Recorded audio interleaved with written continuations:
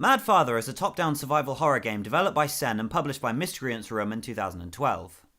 Before I go any further, let me make it clear that this will be one of those reviews where I spoil the story, so this is your last chance to click off the video if you don't want spoilers.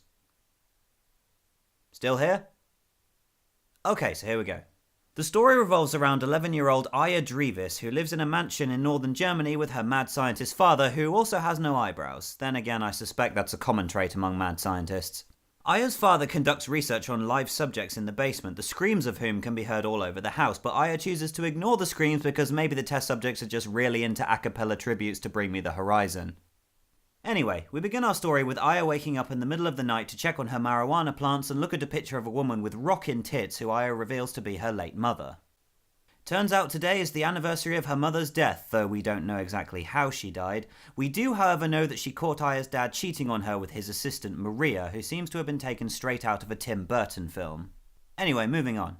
She leaves the safety of her room to find a load of Frankenstein's monstrosities roaming the house and thirsty for blood. Well, not strictly true.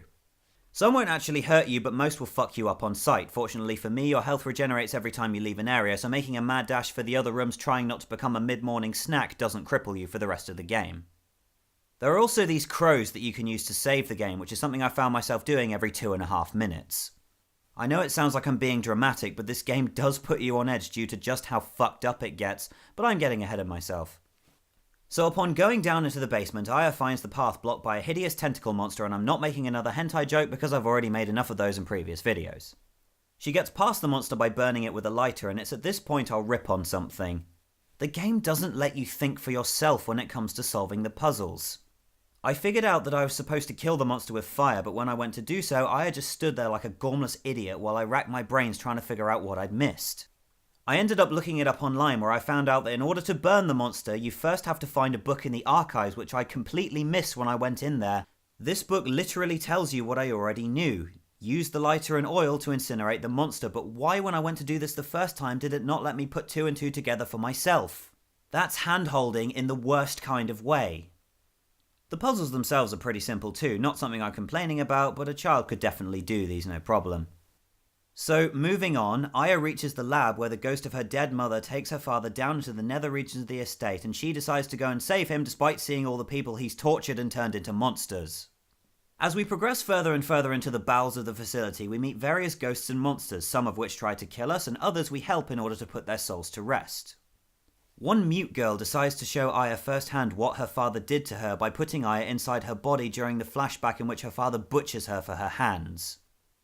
Yeah, it turns out Aya's father, the doctor, has been adopting thieves, orphans and strays and harvesting their body parts for some unknown reason. For instance, one girl we come across is missing her eyes, which Aya does retrieve for her.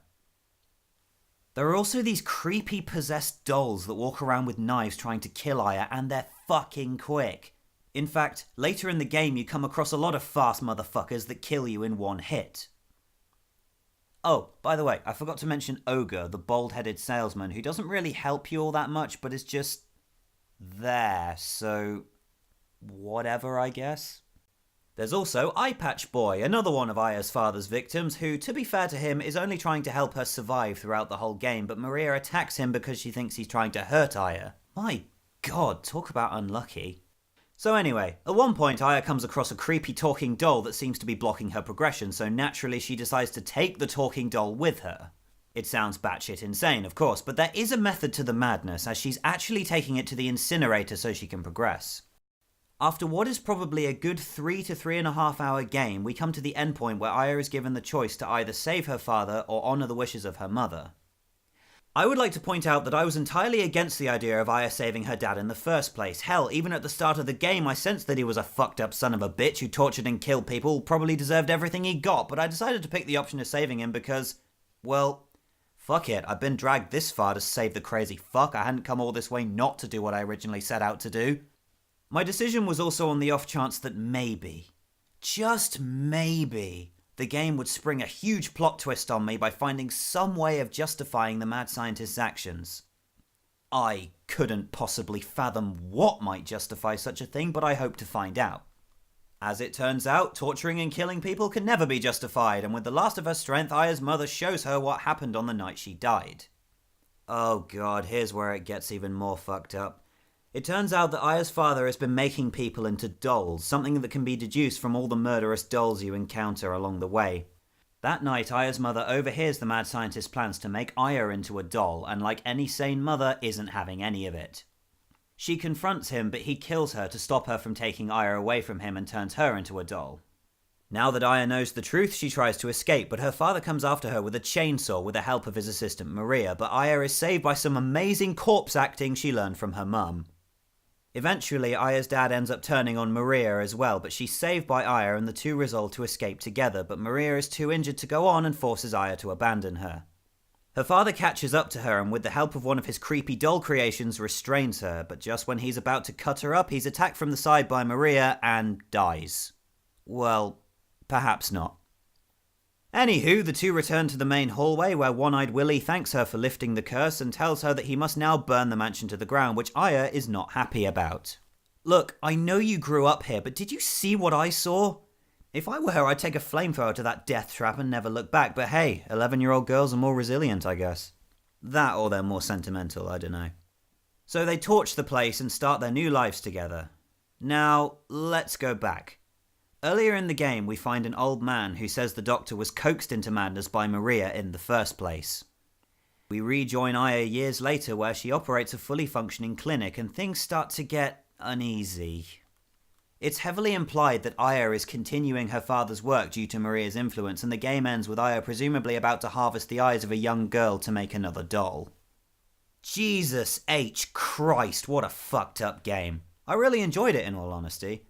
As I said, it only took me about 3 hours or so to complete, so it wasn't too short but didn't outstay its welcome. I also got freaked out a number of times, which is a good sign for a horror game. I might actually start playing more of these. As a score, I give it a solid 68, and motivation-wise, while I didn't entirely agree with Aya's bid to save her fucked up father, the game wasn't that frustrating that I didn't want to see it through to the end. But don't be ashamed to take a few hints from online walkthroughs because it's not always obvious what you're supposed to do. And like I said, things are easily missable. Would I play it again? Well, possibly not since it's story-driven and I already know what happens, but I might get a kick out of sitting and watching Mike play it just to see his reaction. I guess that's it for this review. Auf Wiedersehen, people.